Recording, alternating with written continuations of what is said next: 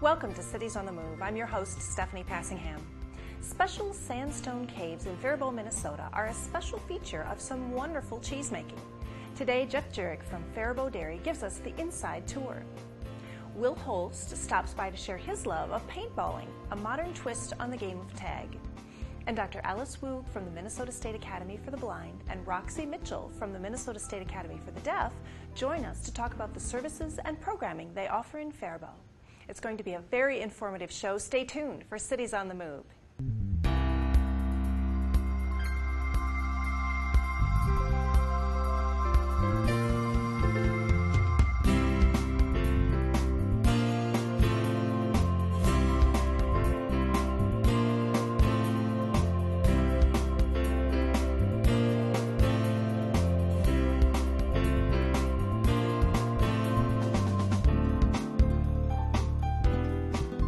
Holst is passionate about paintballing. His entire summer revolves around playing outdoors and helping others learn how to play at the X-Sphere paintball course in Faribault.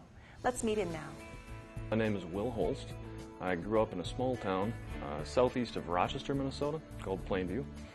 And I've been doing paintball now for about 13 years.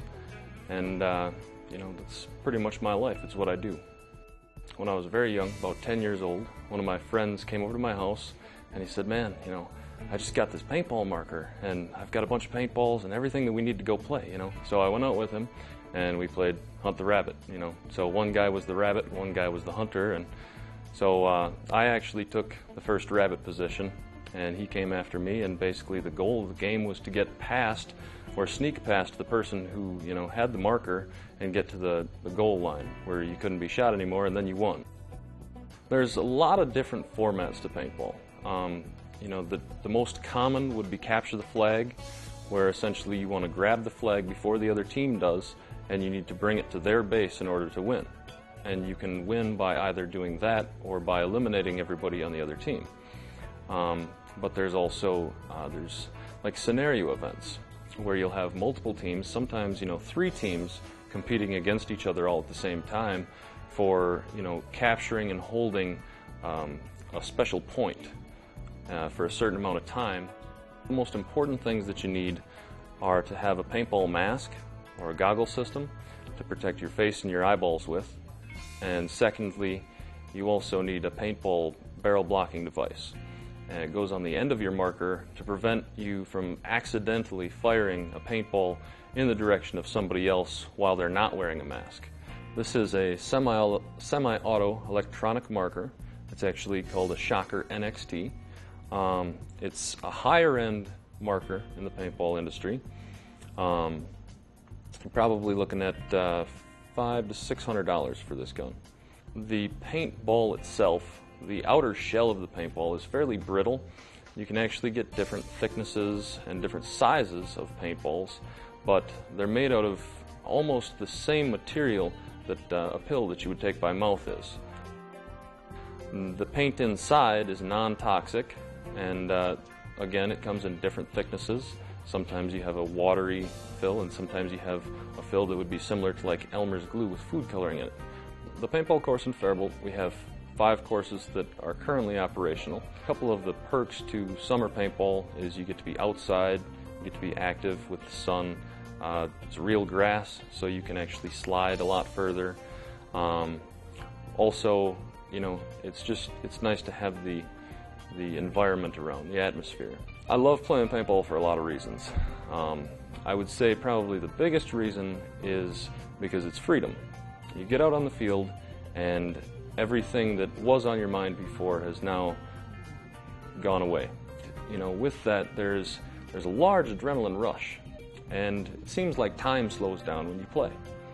And also, you have to logically strategize in order to, beat your opponent.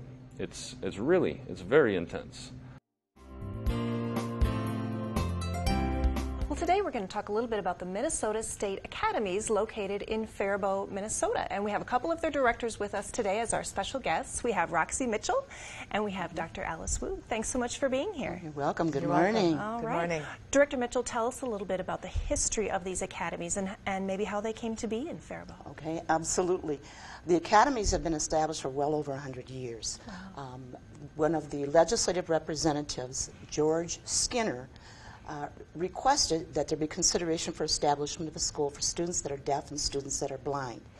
In 1863, the legislation agreed to that. But with that, they would award $2,500 for the establishment of the school if the city of Faribault agreed to donate 40 acres of land. Oh, okay. So the city actively agreed. Initially, that land was established on the west side of Faribault. But if you recall, at that time, historically, the Civil War broke out.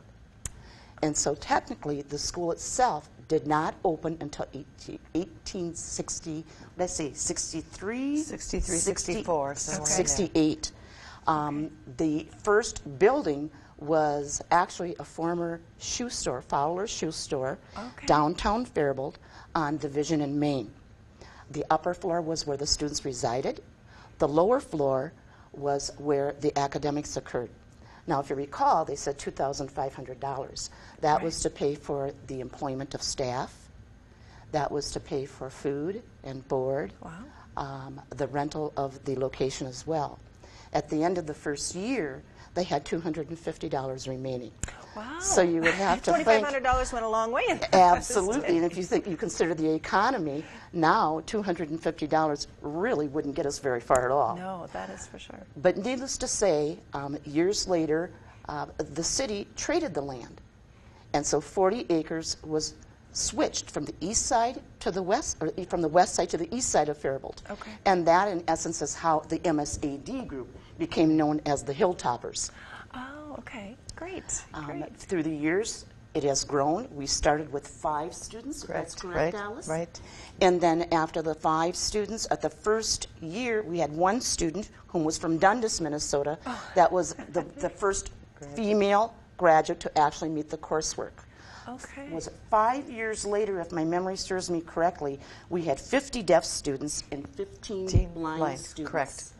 And Alice, help me out with the history of the blind. 1874, we established our own campus separate, and so we had our own students. Dr. Dow was the superintendent, the director at that time. The Dow building housed the students. It was residential, the staff, etc. So both campuses now are about less than a mile apart. But up on the hill on the east side of Faribault, right? And so our campuses are very different. If you look at them now, the history and the tradition of the buildings that are on the deaf campus, we have a newer building that's probably 20 years old, 15. Right, around that. And that is true because the first building on site on the east side or on the deaf, which is presently the deaf campus, would have been Mott Hall. And then as the school separated, we do have a number of buildings on site that are historical buildings, such as Mott Hall, Noyes Hall. But our campuses are very close, and so then we as sister schools can actively share in services and work together. All right. And tell us a little bit about that. How are you connected? Because you're both Minnesota State Academies, but you have separate locations. So talk about the partnerships you have, and then let's have each of you describe what your programming or what your mission is of your individual schools. Okay. You will see that in some ways we are similar, but we're also very unique based upon the disabilities themselves. We are a state agency. We are a public school, but yet we still fall under a state agency. So therefore, we are listed as the academies. And then you have the breakdown of the two schools. The 2 schools. Minnesota State Academy for the Deaf, which I serve as the director for, and Minnesota State Academy for the Blind, which is what Alice serves as the director for. The mission, I would say the mission of our schools is probably quite similar, but unique based upon student needs. We, as any other public school, pursue education, academics, social, physical well-being for the students so that they are able to achieve their highest level of independence prior to graduation. Great. That's a real key piece. When we were talking when we talk with potential students and parents about why should they come to the Academy, it's because we're able to offer them so many programs, resources, and support to help those students become independent citizens. And that's key for our students, and it is for yours as well. But when you're dealing with students who are blind, some with vision, some without, we're really trying to help them be as independent as possible. That happens through a variety of their courses, in addition to assistive technology, the learning, and the use of Braille, which is key to our students as well.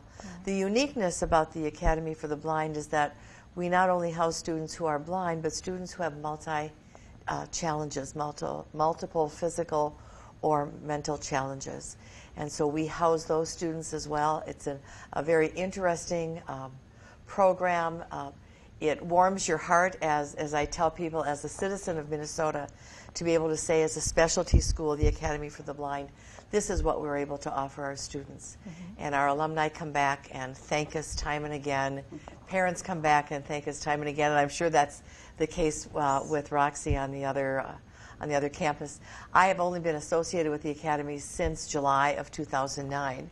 Roxy's history is a little bit longer than that, but I can tell already, just in the short time I've been here, the importance that the school has played in the lives of so many. And our mission is to help our students, but it's also to support families, to provide resources, and collaboratively we do share some shared services. All of our students on both campuses are on individual education plans. And so we have the need for psychologists, audiologists, vision individuals, people who work with occupational therapy, physical therapy. So when we can, we share those services as well. We have one superintendent that oversees the entire academy, and then there's the breakdown with the two schools. And I think Alice hit on a very strong key when she talked about the individual differences. As so much of the information that she has shared, she talked about that her students are auditory learners because of their visual impairment. Well, the opposite holds true for our campus. They're visual learners. And so you have to have the latest technology, interactive whiteboards, video phones as a method of communication. We really are very proud of the fact when we talk about the history. Students come to us oftentimes as kindergarten students and graduate from that school. Being a residential academy also, it is not uncommon for them to be living within the residential hall. So in essence, we become a family to them. And so we're an extension of their family, and we're an extension of that home school district. Homecoming at our school it's just a huge event. It's wonderful, it's heartwarming, it's touching to see these children come back and remember you, but they remember you as a teacher, they remember you as a parent, they remember you as a friend, and they're just as excited to see you as if they were coming home to their own family. How nice. And you briefly touched on it, but what is the age range for the academies, and how early can they come and stay with you, and is everyone residential? Let's talk. Our students are on the blind campus, age 5 to 21, because we offer a transition program called A+, Independent Living. And so we have students that are 18 to 21 that do attend school, but also are living independently in our independent living apartment. We're fortunate because we just did groundbreaking for another unit for independent living that will be built by community college students from the Faribault area. So we have students that are age 5 to 21. Of the 50 students that are at the blind school, I would say about 28 or so are residents. The others are commuters, so they're day students. So their local district or parent or group home, depending where they reside, brings them on a daily basis. Our students who are residents are with us from Sunday evening until about 1 o'clock on Friday, and then every student does go home for the weekend. At one time, they lived there, as I understand, Roxy, throughout the weekend. But now, the importance of being back with your family, connecting with your community, your neighborhood, etc., is real important. So we have a variety. We have 6- and 7-year-olds now, and we have some that are leaving us at age 21. And technically, Minnesota state statutes for us reads that we can provide services for birth through 21. Our program is, as I said, similar to theirs. However, we have an early childhood program. We initiated that 2 years ago. It expanded to 2 classrooms. We're presently serving 25 early childhood children, which means the 2-year-olds, 3-year-olds, 4-year-olds come to the school for academic instruction. We also have staff that go to the home and provide the home services for the birth through 2-year-old as well. Wow. And so we are actively participating in their education through age 21. It is not uncommon for you to see that our students that graduate come back and serve as staff members at the academy as well. Okay. Presently, we have approximately 62% of our staff that are deaf, hard of hearing. And so you see that it's a good fit for them, but it also serves as excellent role models for our students that are coming sure. through our school. Yeah. We want to do things. You know, it's curious when you watch our students and you watch the interaction. You know, we're teaching in our orientation and mobility program how students can orientate themselves to the use of a cane, how they can understand where their surroundings are, what they listen for, what they feel in the atmosphere. And so that's a real keen part of the instruction. So, you know, we're teaching Braille, but we're also teaching science and math, and we have a wonderful music program, an outstanding assistive technology area, physical education, where all of our students participate, whether they are ambulatory or not. Okay. So it's a great school. It's a specialty school, and I often tell people, we in Minnesota need to be proud of what is happening at the academies. We have 2 wonderful schools that are serving the needs of our students. And very comprehensive. And extremely, Absolutely. extremely. And we're striving always to find ways that we can provide better instruction. What are the better teaching and learning strategies? And like other schools, as you know, Roxy mentioned homecoming, we have site councils, we have parent groups. We are a school, but we are a specialty school. So I think citizens in Minnesota can feel proud of what's going on in Faribault at the state academies. Great. Now, as a public body, is it primarily kids from the Faribault area, or how do you enroll? I mean, is there an admission process? How do students find you, and how are they admitted? You know, people Very can come good to you from all over the world, I suppose, considering excellent the very programming good, sounds. very good question.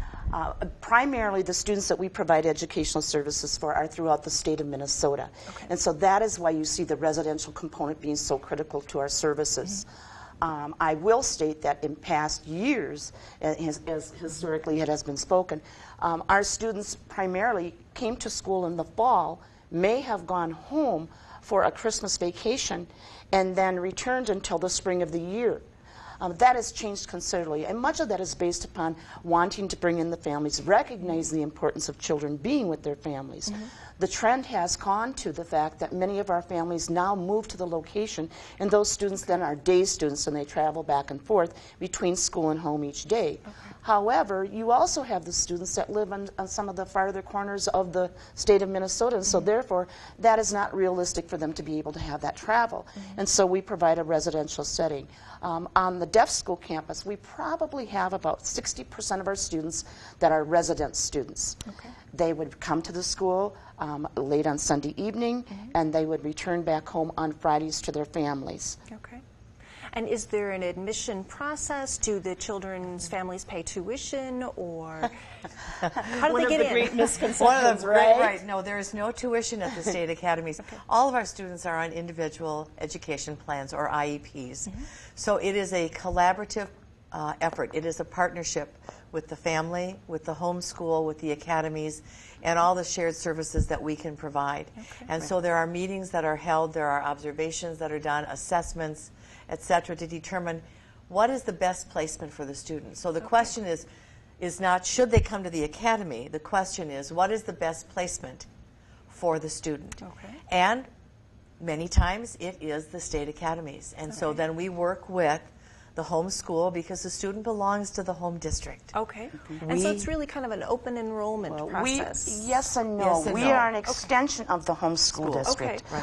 Students that come to the academy have to meet the criteria for, and this would be based upon special education law, either visual impairment or deaf, hard of hearing services. In addition to that, they must be on an active IEP, which is an individual education plan for the student.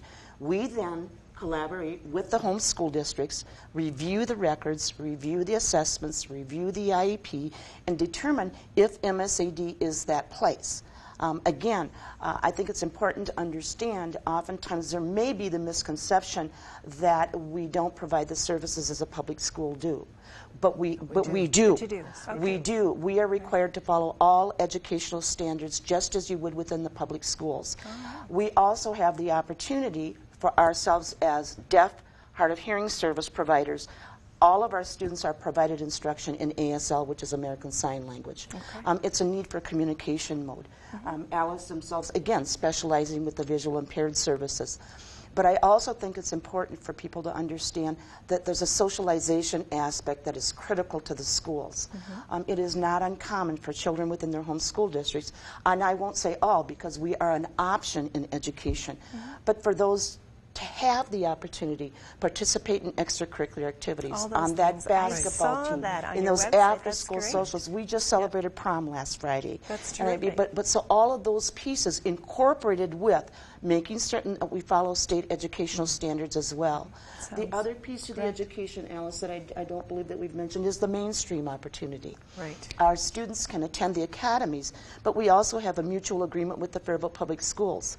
If our students would choose to be able to attend the Faribault Public Schools for an educational course or educational classes, they may do so. So in some ways, we're that extension of the home school district when we can be the best of both worlds. All right. Well, it sounds like you are doing wonderful things, and lots of them up there in Faribault. For those of you who are interested, Minnesota State Academies has an excellent website with additional information if you have a special needs student or would like to learn more about the programs available at these schools. Thank you, ladies, so much for joining us today. Thank you for having us. Stay tuned for more Cities on the Move. Cheesemaking is a science, though not always an exact one. Jeff Jurek and his team at Faribault Dairy are getting it right, though.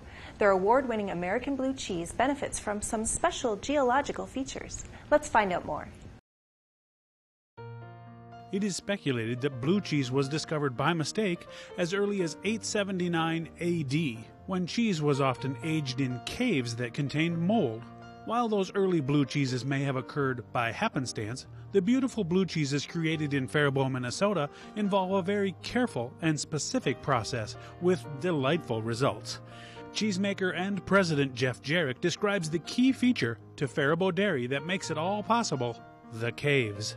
About 10,000 years ago, our history starts a long time ago, the last glacier melted and it revealed sandstone bluffs. It's called St. Peter Sandstone. Very unique geological formation. The thing about this facility is it makes world-class, truly a world-class blue cheese because of the unique St. Peter Sandstone. St. Peter Sandstone caves are outstanding for aging cheese because they, A, maintain 53 degrees Fahrenheit year-round. They're incredibly stable. 2, they're naturally 99.99% humidity, which is incredible. There's no additional water needs to be added. Cheese, blue cheese in particular, loves that moist environment. The third issue, C, would be they have the ability to be self-supporting in a Gothic arch. When you look at these caves, you'll see there's no concrete reinforcements. They're freestanding. And then the D would be they're slightly acidic. While the caves are the ultimate ripening room, Jeff and his team carefully prepare the milk to take advantage of that environment. All of our milk comes from local farms. It's all grade A drinking quality milk. We have 7 farms currently qualified to ship here. Here's the milk receiving area. This is where the milk starts its journey into becoming great cheese. Next, this is the heat processing area where we filter the milk and bring it up back to the temperature it was in the cow. Now we're going into the vats. As we enter the vats, we're also going to introduce a starter culture, which is good bacteria that helps to ripen the milk. You can see in that vat over there how firm it is. Next, what you can see the guys doing is pulling the harps through the vat. These harps cut the curd coagulum into cubes of curds and whey. And finally, we stir that up. Now we're draining it off, and then we dispense it into forms. After the cheese have been salted the proper amount and have spent the right amount of time in here, typically 5 to 10 days, they're pierced with the puncher. When the puncher pierces the cheese, it allows oxygen to get the blue veining to grow and multiply. The next stop for the cheese is to go into the cure cave. This is where the magic occurs. In addition to blue cheeses, Jeff has been experimenting with other varieties. We've done a number of things here. We sometimes jokingly refer to Faribault Dairy as a 6th grade science experiment run amok. About 5 years ago, we began experimenting with aging other cheeses. The art of aging, bringing a cheese to maturity, is called affinage. So we began doing affinage here about 5 years ago, and today we do actually have 3 branded items that we take to the marketplace from our affinage side. So we're known for making blue cheeses, blue-style cheeses, but also for what we can do with our caves on other great cheeses. Their efforts have been frequently recognized, most recently in a Wisconsin competition. We found out on Wednesday that our Gorgonzola-style cheese had just placed best of class at the World Cheese Championships sponsored by the Wisconsin Cheesemakers Association. This is the cheese equivalent of the Olympics. This contest is held only every 2 years. We're all very proud of it and we're delighted. It's still hard to believe. With our style of blue, an American style blue, we are looking for creaminess in the mouthfeel. We're looking for a nice pungent aroma that's not in your face, but that's delightful. It's called piquant. In the mouth, we like to see a burst of flavor and then have it clean up. We're a little bit competitive, so we enjoy that our cheese has been recognized as a world champion quality, and have really get energized by the response of people. Cherie just forwarded me an email the other day. A lady in Florida had a piece of our cheese, and she just had to write us to tell us how great it was. And that's what we're looking for, American greatness. With a passion for great cheese, Jeff and his team are showcasing the talents of our region in Faribault, Minnesota. Next week on Cities on the Move, we'll revisit an archived episode of Cities on the Move that originally aired in Season 2. This show features the Elk Run development in Pine Island. We'll hear from the community about what this will mean for the area. We visit Winona and learn more about the stained glass industry that is developed in their community. And finally, we meet Shah Ashraf, who is a candidate for the Pakistan Senate, now living in Owatonna. Please join us Tuesday, May 25th at 6:30 p.m. on KSMQ for another edition of Cities on the Move. I'm your host, Stephanie Passingham. Good night.